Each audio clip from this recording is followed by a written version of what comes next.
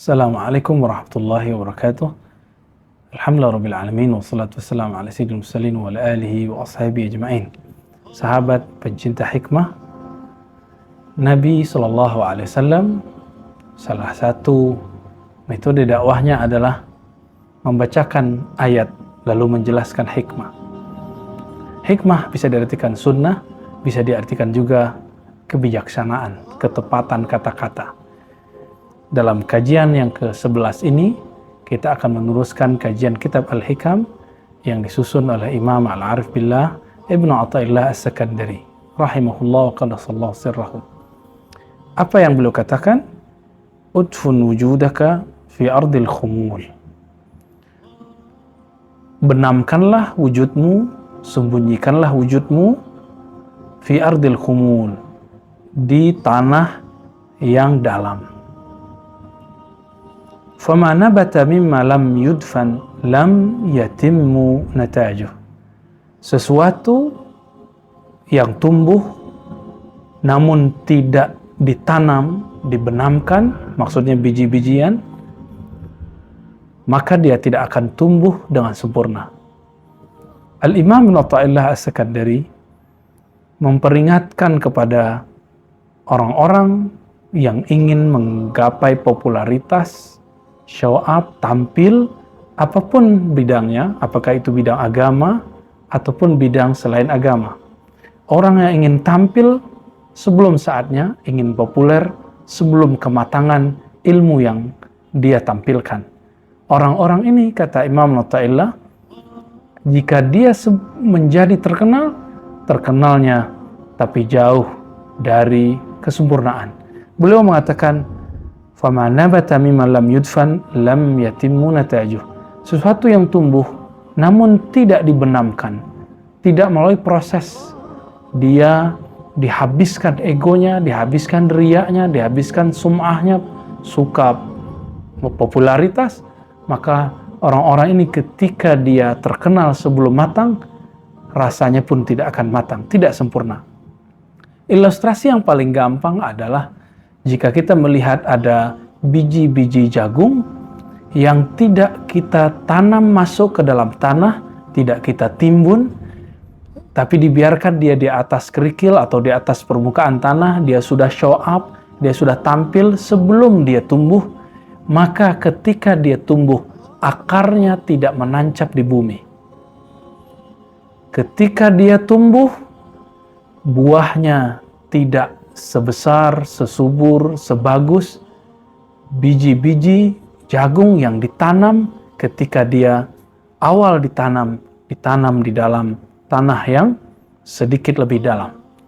Maksudnya adalah sebelum bagi santri, bagi mahasiswa, sebelum ilmu matan betul-betul mendalam, maka jangan mengejarkan popularitas, jangan kejar viewer, jangan kejar follower, jangan minta di follow.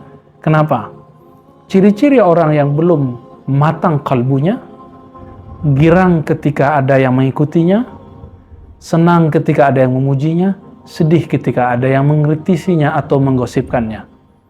Coba perhatikan, kita, saya, Anda semua di level yang mana? Para masyaikh kita dari dulu mengatakan, majelis ini, mimbar ini tidak diperkenankan kecuali bagi orang yang jika dipuji dia tidak melayang, jika dia dikritisi dia tidak sedih, justru malah terbangun untuk memperbaiki. Orang-orang yang ingin tampil sebelum ilmunya matang. Salah satu guru kami namanya Syekh Zakaria Al-Halabi Al-Makki, murid Syekh Yasin Al-Fadani, menjelaskan itu ibarat buah pisang atau buah apa saja yang sangat hijau indah, tapi dipetik sebelum matang, sebelum tua, sebelum dia menguning. Betul bentuknya bagus, tapi ketika dipetik sebelum saatnya, apa yang terjadi? Rasanya tidak enak. Takjubnya hanya dilihat di mata, tapi ketika dicicipi, ternyata tidak ada ketakjuban. Sahabat, saudara pecinta hikmah, jangan sibuk dengan popularitas, jangan sibuk dengan pakaian-pakaian, aksesoris untuk menunjang popularitas. Sibuklah dengan kalbu yang bisa mengenal Allah yang maha zahir, yang maha batin. Namun perlu diingat sahabat yang melakukan Allah, ketika Allah menakdirkan bagi kita asyuhrah, popularitas, maka jangan ditolak. Karena kita tidak takut kepada syuhrah. Kita Abdullah Az-Zahir, kita hamba Allah yang zahir. Kita juga bukan hamba Allah yang mengejar al-khumul, mengejar al-khafa, mengejar al-batan. Orang hebat itu bukan berarti orang yang selalu menyembunyikan dirinya. Orang hebat itu bukan berarti orang yang selalu menjauh dari umat sehingga tidak dikenal, tidak. Namun terkadang orang-orang hebat itu Allah buat terkenal. Namun terkenallah dengan cara yang proporsional. Terkenal dengan ilmu yang mumpuni.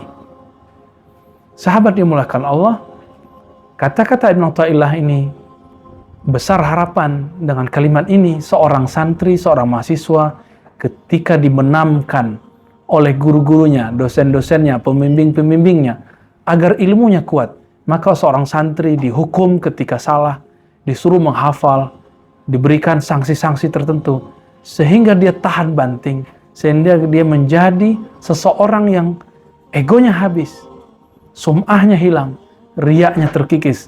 Di saat dia nanti terkenal, Allah bersamanya, Allah meridhoinya.